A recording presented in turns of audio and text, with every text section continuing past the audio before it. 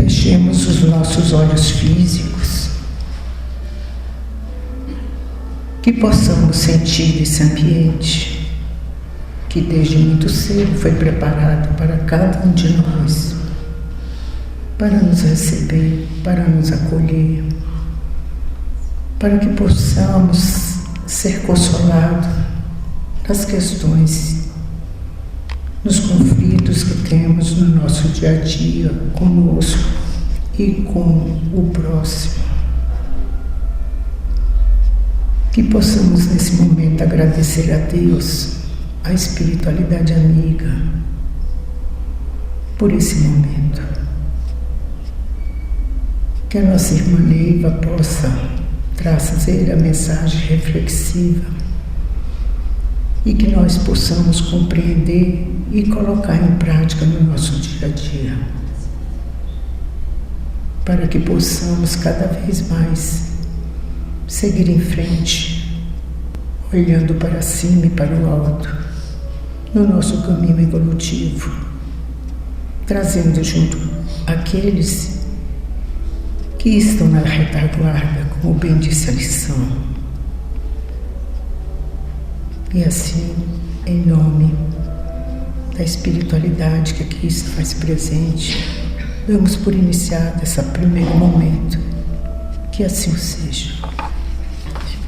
Hoje nós temos a honra, de termos aqui a Neiva trazendo a palavra da mensagem do Cristo à luz da doutrina espírita, para que possamos refletir mais um pouco e que a mudança que tanto Jesus espera de nós possa acontecer na nossa vida. Fique à vontade, Neiva. Obrigada, querida. Boa noite a todos e a todas, como diz o nosso amigo Sivaldo, sempre que vem a essa tribuna. A todas as pessoas encarnadas e, naturalmente, as pessoas desencarnadas. Os nossos guias, protetores, trabalhadores da casa de Sebastião Marte. E por esses dias temos nos recordado imensamente de Jorge Cauí e de Marinha e dos amigos que aqui ainda estamos, porque carecem dessas vibrações dos irmãos que nos antecederam. Então estávamos vibrando no José Marques, para o nosso amigo Miguelzinho, enfim, para todos os nossos irmãos. Temos lembrado bastante de Lazinha, de Genésio, de Litinha, de Lobato, de Lolita, que já partiu em 18. E assim nós vamos vivendo um dia após o outro, sob as bênçãos do Cristo de Deus. Por isso nós pedimos ao nosso amigo PC que colocasse no tema do nosso estudo da noite de hoje: quem conhece Jesus? Quando eu estava ao telefone com o PC, o meu filho falou: mãe, é uma pergunta? Quem conhece Jesus? Falei: não. Quem conhece Jesus? Ele: é uma exclamação. É uma exclamação e muitas reticências. Porque muitas pessoas hão de dizer: mas todos nós conhecemos Jesus. Sim, graças a Deus, já conhecemos Jesus. Dos evangelhos, ouvindo palestras, lendo livros. Porém, a nossa condição espiritual não é tão elevada. Ainda trazemos as marcas da inferioridade em nós, as marcas do ego, que são pulsantes, que são enormes. são as marcas dos habitantes do planeta Terra. Já estivemos em condições piores. Graças a Deus, esta é a nossa melhor edição. Nesta encarnação presente, acreditando ou não, com muitos questionamentos, mas nunca estivemos tão bem informados, tão bem aconchegados com os conhecimentos sobre Jesus. E observemos que temos alcançado algumas melhorias. Já não somos mais aquela pessoa arrogante, egoísta ou tão egoísta como éramos lá na adolescência. Pelo conhecimento com Jesus, temos abrandado um pouco os nossos ímpetos de intolerância, de arrogância, de preconceito. Temos nos melhorado, sobretudo com os conhecimentos sobre Jesus à luz da doutrina espírita. Quem conhece Jesus há que se transformar. Quem conhece Jesus há que sair da treva da ignorância e alcançar, nem que seja uma réstia de luz, para nortear os nossos caminhos. Quem conhece Jesus há que transformar as dores, os sofrimentos, as aflições em bem-aventuranças. E para pontuar a nossa fala, as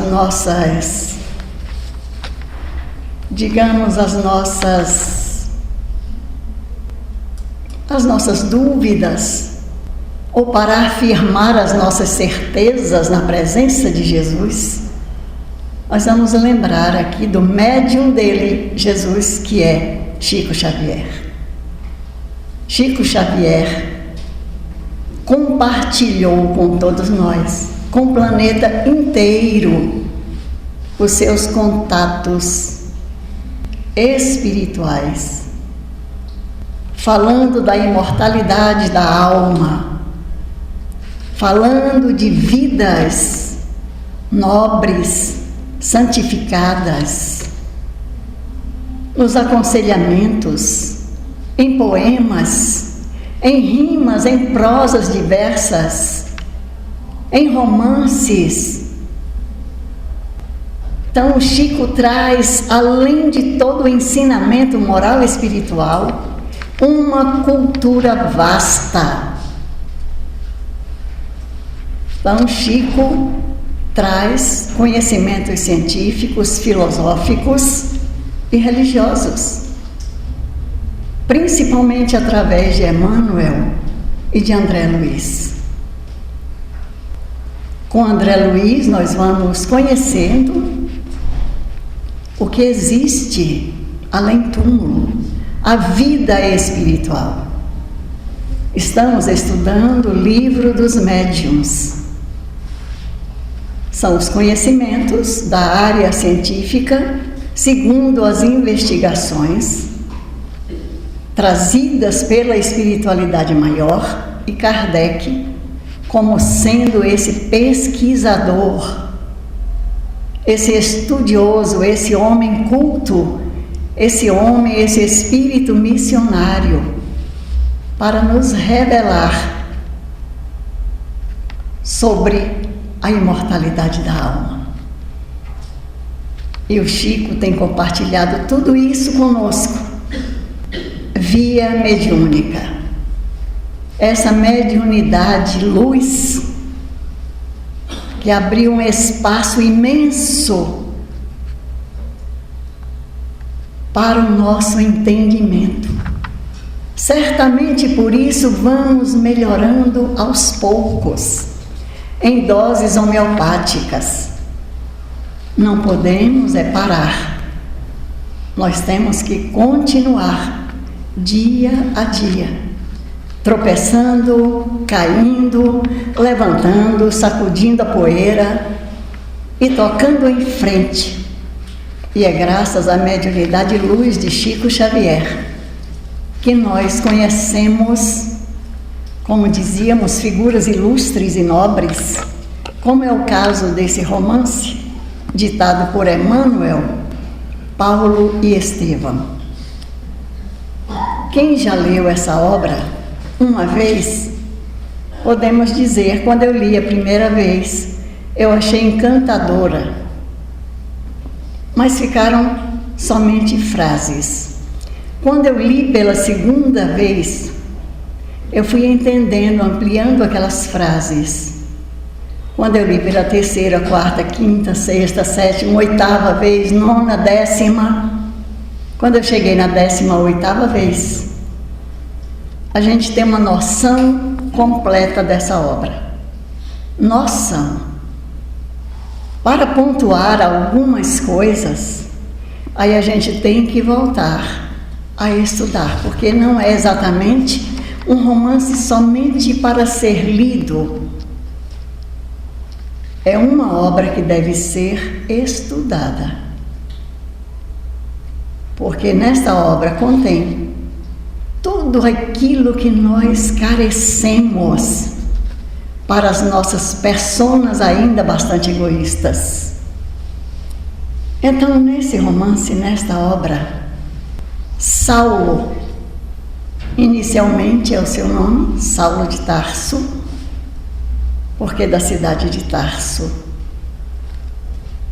Um jovem inteligente, brilhante, digamos, na sua pureza, na sua integridade de homem, daquele espécime macho, porém, puro, porque não se deixou levar pelos apelos mundanos de convívio, trocando o seu amor, o seu carinho com qualquer pessoa.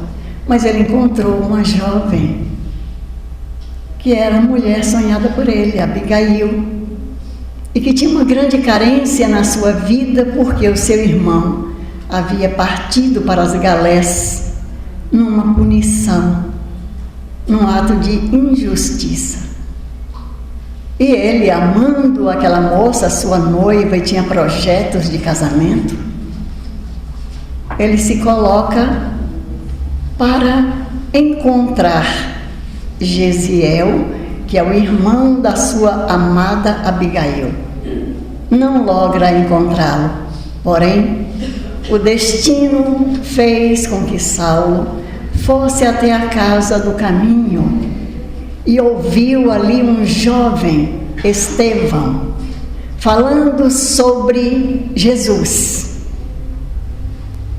com uma pureza de sentimento e com uma grandeza tão grande de emoção que abalou aquele estudioso e seguidor de Moisés. Ele ficou tão indignado com aquilo, porque, pulando essa parte, nós vamos chegar no momento em que Saulo condena este jovem à morte. É através de Saulo de Tarso que se dá a perseguição aos cristãos. E é exatamente através dele que se faz o primeiro mártir do cristianismo, que é Estevão.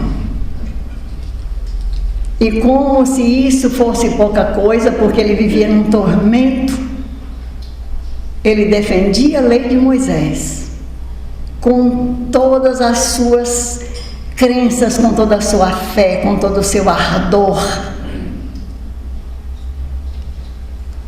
E ali ao final, quando ele leva a noiva, porque era um acontecimento, era o seu primeiro ato, ele ia fazer parte, era um sonho do Sinédrio, era o doutor Saulo de Tarso, um doutor da lei, inteligentíssimo, conhecedor profundo da lei de Moisés. E a sua carreira era pontuada pela morte de Estevão. É algo absurdo, porém, é nesse livro, na primeira parte, não tem como você não se envolver nas emoções desse jovem tarsense que defende com unhas e dentes, levando um inocente a morrer sob pedradas. E Abigail, naquele momento que ela se depara com o seu irmão, porque apesar de ele estar quase que irreconhecível, o jeito dele estar, porque a última vez que ela o vira havia sido também num tronco de suplício, e ali estava o seu irmão ensanguentado, e ela diz para o seu noivo amado que aquele é Gesiel, mas o nome dele não é Gesiel, o nome dele é Estevão. Então Saulo manda retirá-lo, está já nas vascas da morte, e leva-o para uma sala afastada, e ali a sua irmã vai ao encontro do irmão. E imaginemos nós a angústia daquele homem, vendo que ele havia buscado tanto o irmão da sua amada, mas o irmão é exatamente aquele homem que falava de um Jesus que seria maior do que Moisés. Como isso é possível? E naquele momento, Estevão tem a oportunidade de dizer, ele quer tocar nos cabelos de Abigail, mas a sua mão, o seu braço está todo quebrado. Mas ela apresenta Saulo como sendo seu noivo, e ele diz, eu não tenho em ti um inimigo, mas um irmão. E se defendes dessa forma a lei de Moisés, com o mesmo ardor ou mais irá defender um dia o Cristo. E Saulo, constrangimento à parte, rompe o noivado com Abigail, e a história fica por aí. Eu só sei que depois de meses, quando a saudade ele não suporta mais, ele vai ao encontro da noiva e ela está à beira da morte. Mas como Estevão, ela também guarda a paz, porque ela tinha conhecido Jesus. E Saulo mais uma vez fica indignado entre a dor da perda de Abigail. Esse Jesus lhe toma de novo a dianteira, ele rouba a mulher amada, ele se sente traído, ele se sente com maior sede de vingança e vai a Damasco, atrás daquele que havia induzido Abigail a conhecer esse Jesus, esse crucificado. E na estrada de Damasco,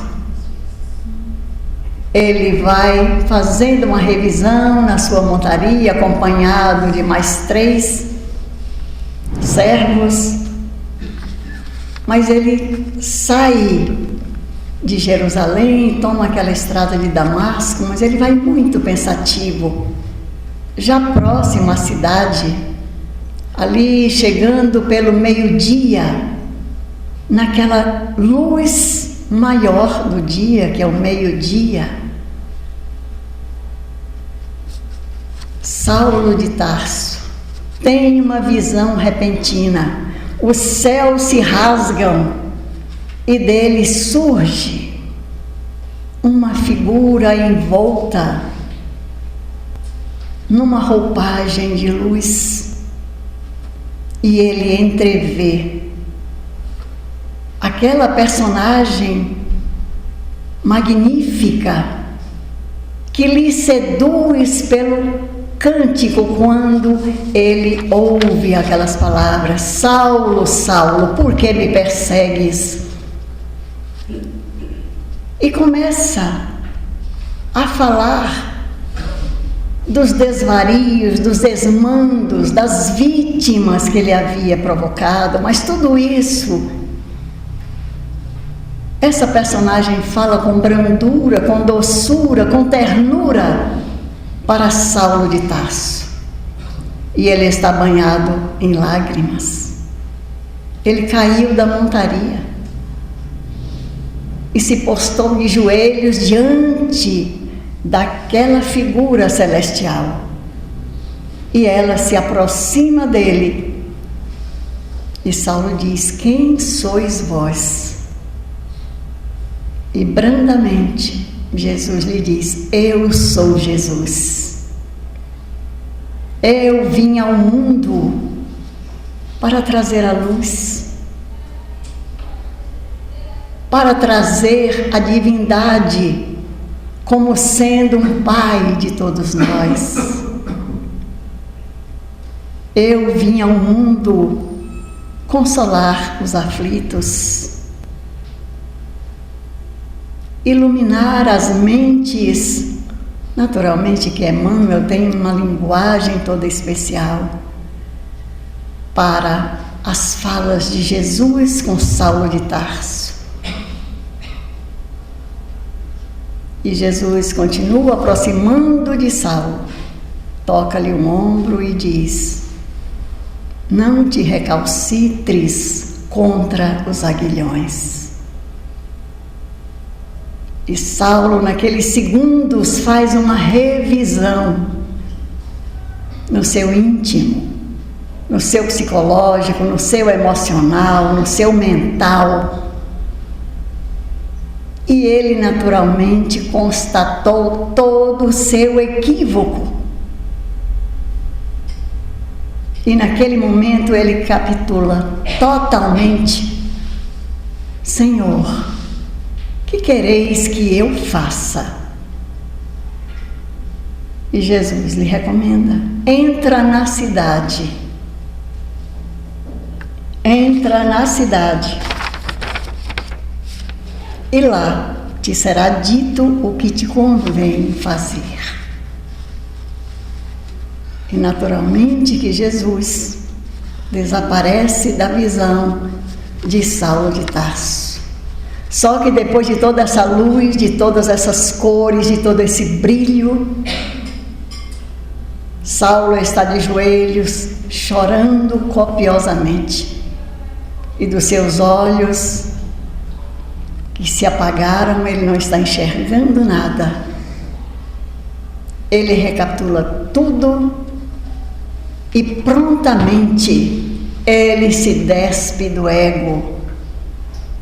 Nós vamos ver ao longo da obra que não é prontamente do ego, porque em algum momento ele ainda se indigna, ele ainda quer revoltar-se, mas ele lembra de Jesus. Mas a sua transformação é a partir dali. Ele já não trata ninguém mais, a partir daquele momento, com autoridade, muito menos com autoritarismo, até porque ele se reconhece totalmente sem autoridade. Ele está ali pronto para seguir o que lhe for dito. E Emmanuel diz, e nós vamos ler esse trecho: aqueles 3 dias de Damasco, porque ele ficou 3 dias sem enxergar. Aqueles 3 dias de Damasco foram de rigorosa disciplina espiritual. Sua personalidade dinâmica havia estabelecido uma trégua às atividades mundanas para examinar os erros do passado, as dificuldades do presente e as realizações do futuro. Porque as realizações ele estava em oração fervorosa e sabia que ia fazer em nome de Jesus.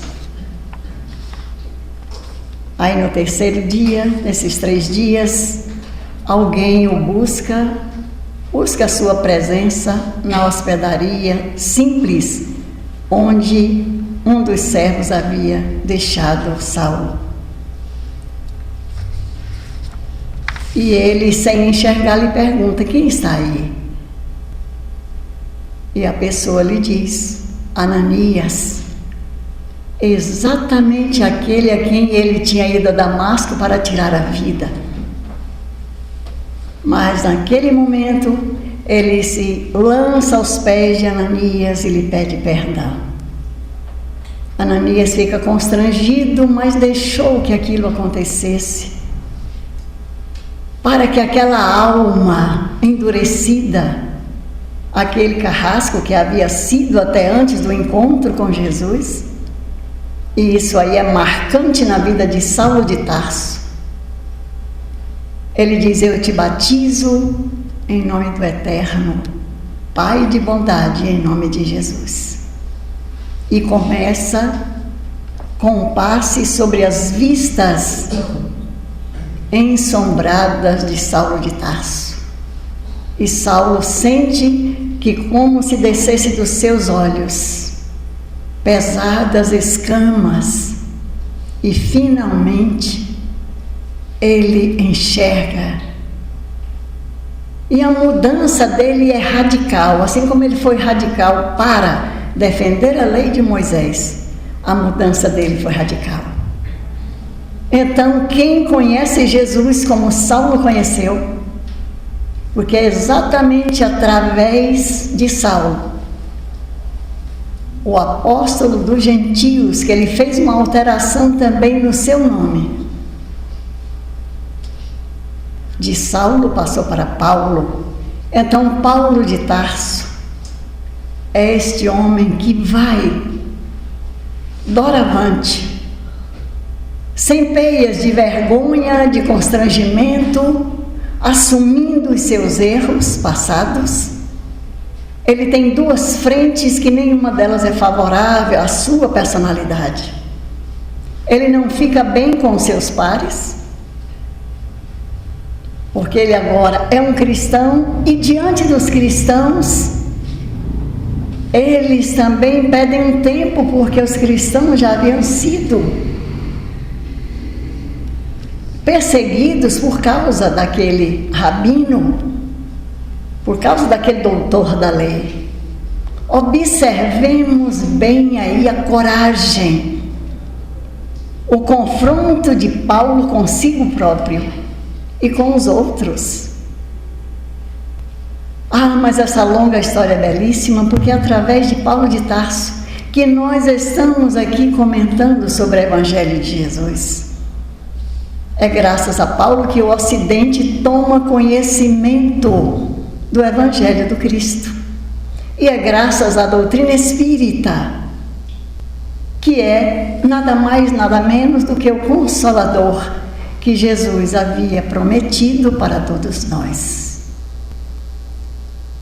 E cá estamos nós à luta conosco, na nossa intimidade, nos nossos velhos hábitos, porque Paulo de Tarso deixou a toga do homem velho e abraçou as vestes humildes do homem novo,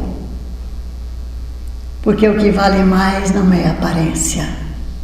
Esta existência é preciosíssima, mas muito mais preciosa do que a nossa veste física é o espírito.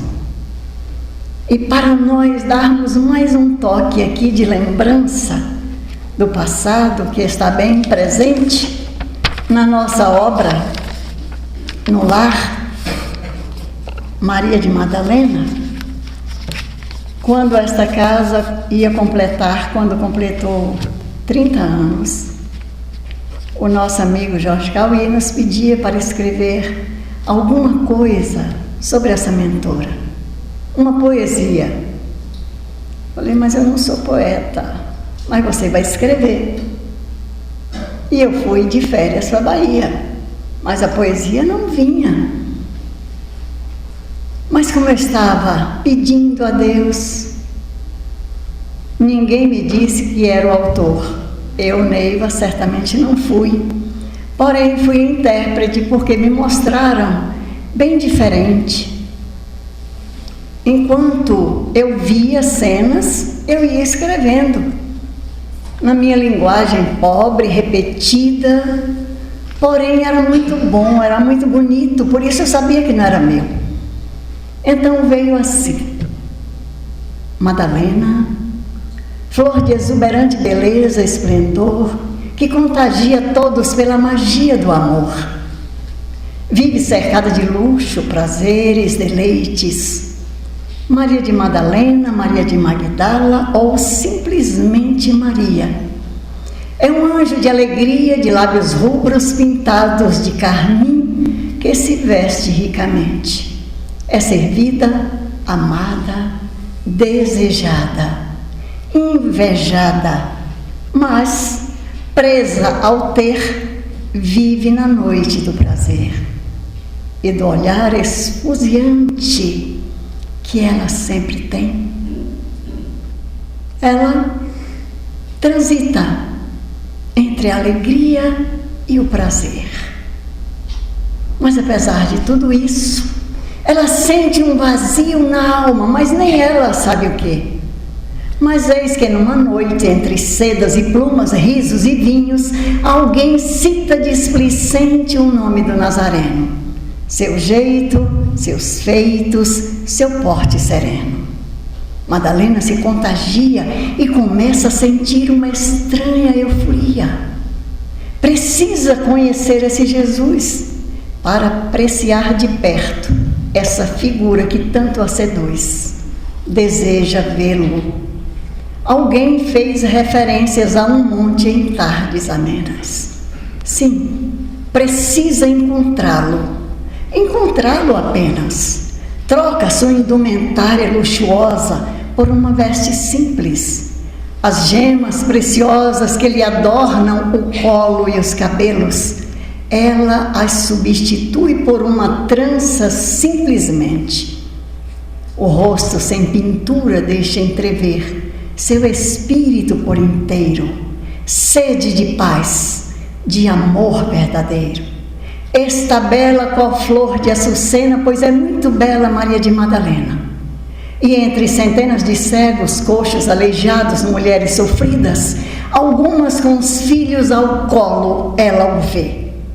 Majestoso em sua simplicidade, poderoso em sua humildade, bondoso, afável, amigo, pela simples irradiação do olhar. E as suas palavras? As suas palavras soam como doce refrigério para aquelas almas maceradas. Bem-aventurados os aflitos e os que choram, pois que serão consolados.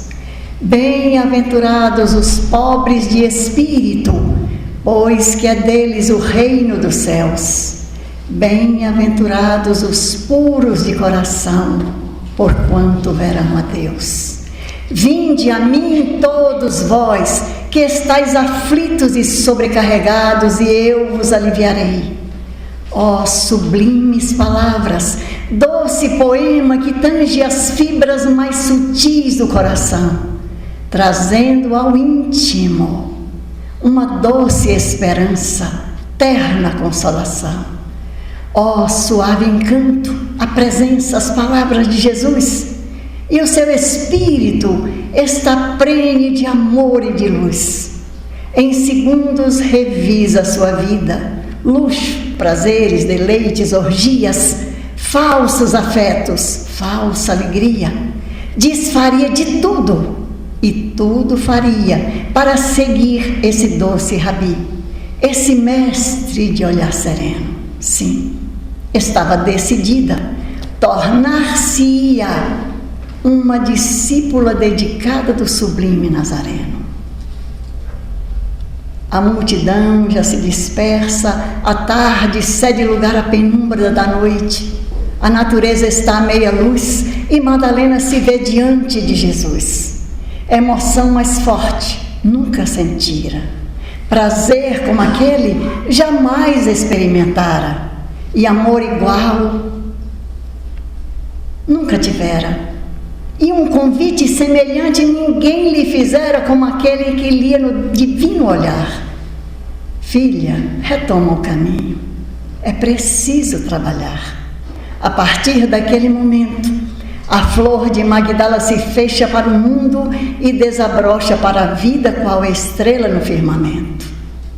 Do prazer efêmero que se escoa pela sucessão das horas, ela é agora o marco brilhante do amor perpétuo que o tempo não apaga. Bebe cada palavra, absorve cada gesto, inebria sua alma na alma radiosa do Messias. Mas aqueles que o rodeiam não acreditam nessa retificação. E Madalena sofre a indiferença e muitas vezes a rejeição. E nesses momentos as lágrimas descem-lhe pelas faces, como silenciosas testemunhas do dorido coração. O mestre, vendo-lhe a alma em agonia e sabendo próxima a sua partida, adverte: Madalena, tem bom ânimo. Há momentos em que as provas são tão dolorosas que o alívio só o encontramos na companhia dos filhos da dor. Tem bom ânimo, Madalena, e cuida de dar o testemunho do amor. Ah, o espírito se lhe alivia com tão doce exortação. E ela sorri, o sorriso da libertação. Meses mais tarde, na agonia da cruz, Madalena sofre a sua dor junto à dor de Jesus. Chora diante do túmulo vazio. E agora, o que será da sua vida? Oh, quanto amargor! E para alguém que se aproxima, ela indaga: onde colocaste o meu mestre? Onde? Por favor, Madalena. Senhor, que alegria celestial a sua alma saboreia. Então Jesus vive, Ele vive, seu coração se incendeia, quer tocá-lo, mas ele diz: ainda não subi ao Pai, mas vai, Madalena.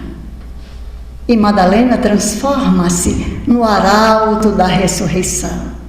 Jesus ressurgiu dos mortos, mas depois de alguns dias, quando ele ascende aos céus, somente a saudade é lhe fiel companheira. Madalena relembra da emoção do primeiro encontro. Filha, é preciso trabalhar. Ele recomendou. E mais tarde, quando dizia: o alívio só na companhia dos filhos da agonia. E aí, Madalena respira fundo e desce ao vale da imundície, onde a lepra é o estigma do horror, para dar o testemunho do seu amor. Enxugava lágrimas, pensava feridas, limpava, consolava aquelas almas tangidas pelo sofrimento, com a sua tocante mensagem de desprendimento. Muitas vezes, ao cair da tarde, ela relembrava fatos vividos junto a Jesus, e naqueles instantes cada semblante serenava, se tocava de luz. Assim ela viveu cada dia, cada hora, no prazer da verdadeira alegria de servir junto aos filhos da dor, como ele recomendara no testemunho do amor. Até que um dia Madalena viu-se acometida da mesma enfermidade, mas à medida que o seu corpo ulcerava, a sua alma se libertava, e nos momentos finais, nos braços de uma irmã de estrada, Madalena agora revive, porque liberta no ser, ela vive um diferente alvorecer. ela ganha novo espaço e desperta noutros braços. E ouve outra vez aquela voz inconfundível, num transporte de sublime amor. Madalena, Senhor, Senhor. Que o Senhor da vida nos abençoe, meus irmãos. Muito obrigada, irmã Neiva, por esse despertar que nós temos, por ter sido proporcionado nesse momento, através da sua palavra, sobre o enfoque de Jesus à luz da doutrina espírita. Muito obrigada. Há 2000 anos, Jesus aqui esteve, nos trouxe os ensinamentos, nos trouxe a sua presença, aguardando que todos nós possamos modificar o nosso comportamento, compreender o amor de Deus. E a doutrina espírita nos abre o leque do entendimento da visão da vida mais ampla, eterna, nos consolando nas nossas agruras do dia a dia.